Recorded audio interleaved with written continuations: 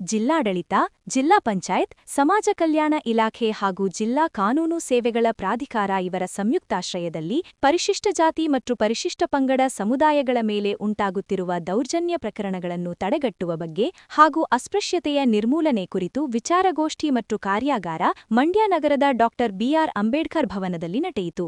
ಕಾರ್ಯಕ್ರಮವನ್ನು ಕೃಷಿ ಹಾಗೂ ಮಂಡ್ಯ ಜಿಲ್ಲಾ ಉಸ್ತುವಾರಿ ಸಚಿವ ಎನ್ ಚೆಲುವರಾಯಸ್ವಾಮಿ ಜ್ಯೋತಿ ಬೆಳಗಿಸುವ ಮೂಲಕ ಉದ್ಘಾಟಿಸಿ ಸಂವಿಧಾನ ಶಿಲ್ಪಿ ಡಾ ಬಿಆರ್ ಅಂಬೇಡ್ಕರ್ ಹಾಗೂ ಬಾಬು ಜಗಜೀವನ್ ರಾಮ್ ರವರ ಭಾವಚಿತ್ರಕ್ಕೆ ಪುಷ್ಪನಮನ ಸಲ್ಲಿಸಿ ಉದ್ಘಾಟಿಸಿದರು.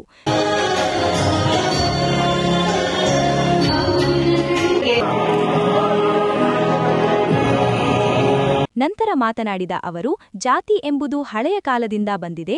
ಇಂದಿಗೂ ನಾವು ದೌರ್ಜನ್ಯ ಹಾಗೂ ಅಸ್ಪೃಶ್ಯತೆ ಬಗ್ಗೆ ಮಾತನಾಡುತ್ತೇವೆ ಎಂದರೆ ಬೇಸರದ ಸಂಗತಿ.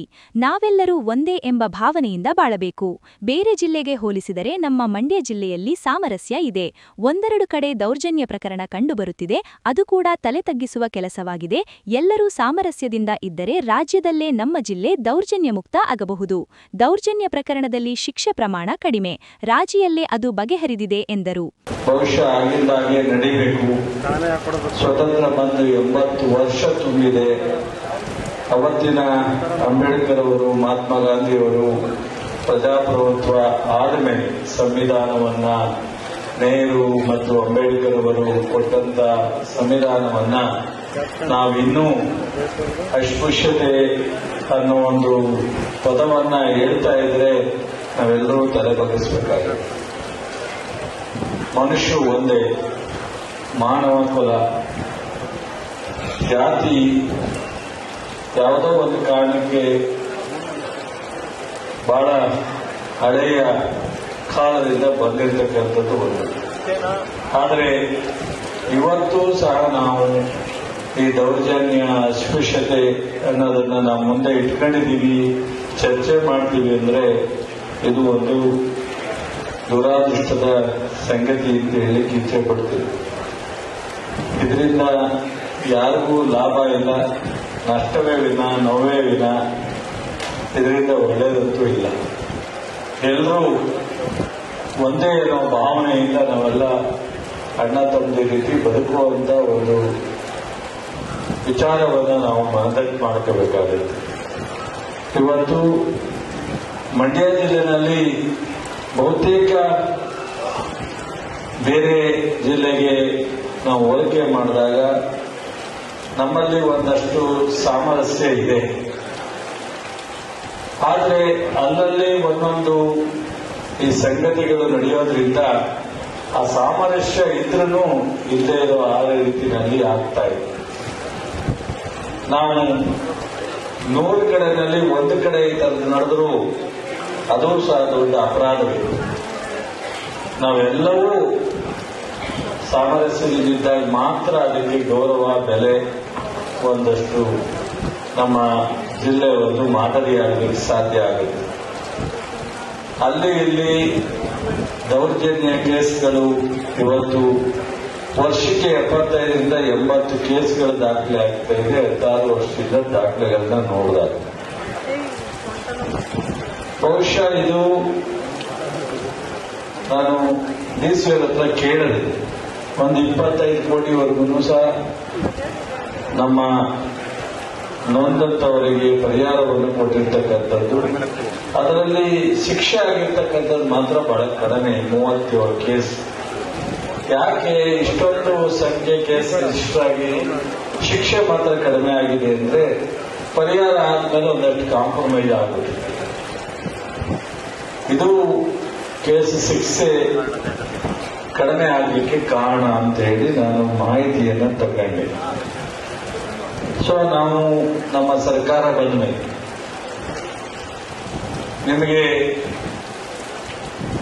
ಕೆಲಸ ಮಾಡಿದವರು ಇಂತ ಮಾಡದೇ ಇದ್ದವರು ಬೇಸ್ ಅನಿಸ್ತಾರೆ.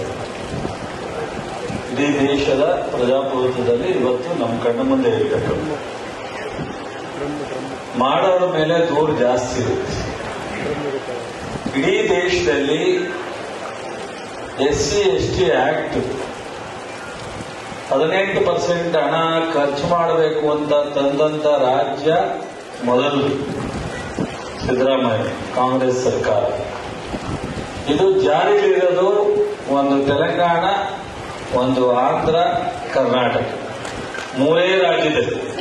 ಜಿಲ್ಲಾಧಿಕಾರಿ ಡಾಕ್ಟರ್ ಕುಮಾರ ಮಾತನಾಡಿ, ಮಂಡ್ಯ ಜಿಲ್ಲೆಯಲ್ಲಿ ವರ್ಷದಲ್ಲಿ 50ರಿಂದ 60 ದೌರ್ಜನ್ಯ ಪ್ರಕರಣ ದಾಖಲಾಗುತ್ತಿದೆ. ಕಳೆದ 10 ವರ್ಷದಲ್ಲಿ 850 ಪ್ರಕರಣ ದಾಖಲಾಗಿದ್ದು 12 ಕೋಟಿ ಪರಿಹಾರ ನೀಡಲಾಗಿದೆ. ಇದುವರೆಗೂ 37 ಪ್ರಕರಣ ಅಂತಿಮ ತೀರ್ಪು ಪಡೆದಿದ್ದು ಶೇಕಡಾ 5ರಷ್ಟು ಪ್ರಮಾಣದಲ್ಲಿ ಶಿಕ್ಷೆಯಾಗಿದೆ. ದೌರ್ಜನ್ಯವನ್ನು ತಡೆಗಟ್ಟುವ ನಿಟ್ಟಿನಲ್ಲಿ ರಾಜ್ಯದಲ್ಲಿ 33 ಪ್ರತ್ಯೇಕವಾಗಿ ಪೊಲೀಸ್ ಠಾಣೆಯನ್ನು ತೆರೆದಿದೆ. ಇದರಿಂದ ತ್ವರಿತವಾಗಿ ನ್ಯಾಯ ಒದಗಿಸುವ ನಿಟ್ಟಿನಲ್ಲಿ ಹಲವು ಸಭೆಯನ್ನು ಮಾಡಲಾಗಿದೆ ಎಂದರು. ನಾಗರಿಕ ಸಮಾಜದಲ್ಲಿ ಪ್ರಾಯಶಃ ಇವೆರಡೂ ಕೂಡ ಒಂದು ಮಾನಸಿಕ ರೋಗಗಳು ಅಂದ್ರೂ ಕೂಡ ತಪ್ಪಾಗ್ಲಿಕ್ಕಿಲ್ಲ. ನಾಗರಿಕ ಸಮಾಜ ತಲೆ ತಗ್ಗಿಸುವಂತಹ ಮತ್ತೆ ಪ್ರತಿಯೊಬ್ಬರೂ ಕೂಡ ಆತ್ಮಾವಲೋಕನ ಮಾಡಿಕೊಳ್ಳುವಂತಹ ಒಂದು ವ್ಯವಸ್ಥೆ ಅಂತಲೂ ಕೂಡ ನಾನು ಕರೀಲಿಕ್ಕೆ ಇಚ್ಛೆ ಪಡ್ತೇನೆ.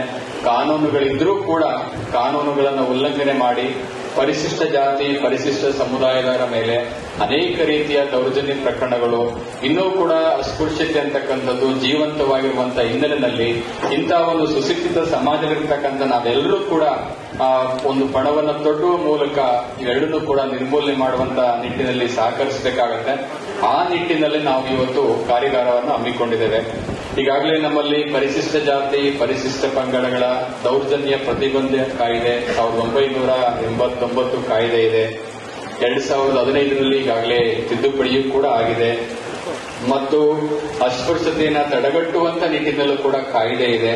ಸೊ ಈಗ ಎಲ್ಲವೂ ಕೂಡ ಇದ್ರೆ ಎಲ್ಲೋ ಒಂದ್ ಕಡೆ ನಾವು ಅವುಗಳನ್ನು ತಡೆಗಟ್ಟಲಿಕ್ಕೆ ಇನ್ನೂ ಕೂಡ ಸಾಕಾಗ್ತಾ ಇಲ್ಲ ಅನ್ನುವಂಥದ್ದನ್ನ ನಾವೆಲ್ಲರೂ ಕೂಡ ಅರ್ಥೈಸಿಕೊಳ್ಬೇಕು. ಈ ಒಂದು ಕಾರ್ಯಾಗಾರದ ಒಂದು ಮುಖ್ಯವಾದಂತಹ ಉದ್ದೇಶ ಇಷ್ಟೇ, ಕಾನೂನಿನ ಅರಿವನ್ನ ಉಂಟು ಮಾಡತಕ್ಕಂಥದ್ದು, ಜಾಗೃತಿಯನ್ನ ಉಂಟು ಮಾಡುವಂಥದ್ದು, ದೌರ್ಜನ್ಯ ಮುಕ್ತ ಜಿಲ್ಲೆಯನ್ನಾಗಿ ಮಾಡತಕ್ಕಂಥದ್ದು, ಮತ್ತೆ ಕಾಯ್ದೆಯನ್ನ, ಕಾನೂನನ್ನ, ಅದರಲ್ಲಿರ್ತಕ್ಕಂಥ ಒಂದು ಸೆಕ್ಷನ್ಗಳನ್ನ ಸರಿಯಾಗಿ ಅರ್ಥೈಸಿಕೊಳ್ತಕ್ಕಂಥದ್ದು, ಮತ್ತೆ ಎಫ್ಐಆರ್ಗಳನ್ನ ದಾಖಲಿಸುವಂತ ಕ್ರಮ ಆಗಿರ್ಬೋದು, ಮತ್ತು ನ್ಯಾಯಾಲಯದಲ್ಲಿ ಪ್ರಕರಣಗಳನ್ನ ಸರಿಯಾಗಿ ಪ್ರತಿನಿಧಿಸುವ ಮೂಲಕ ಯಾರು ಅನ್ಯಾಯಕ್ಕೆ, ದೌರ್ಜನ್ಯಕ್ಕೆ ಒಳಗಾಗಿರ್ತಾರೆ ಅಂತವರಿಗೆ ಸರಿಯಾದಂತಹ ನ್ಯಾಯವನ್ನು ಒದಗಿಸತಕ್ಕಂಥದ್ದು. ಜಿಲ್ಲಾ ಪಂಚಾಯತ್ ಮುಖ್ಯ ಕಾರ್ಯನಿರ್ವಾಹಕ ಅಧಿಕಾರಿ ಕೆಆರ್ ನಂದಿನಿ ಸಂವಿಧಾನ ಪೀಠಿಕೆ ಬೋಧನೆ ಮಾಡಿದರು.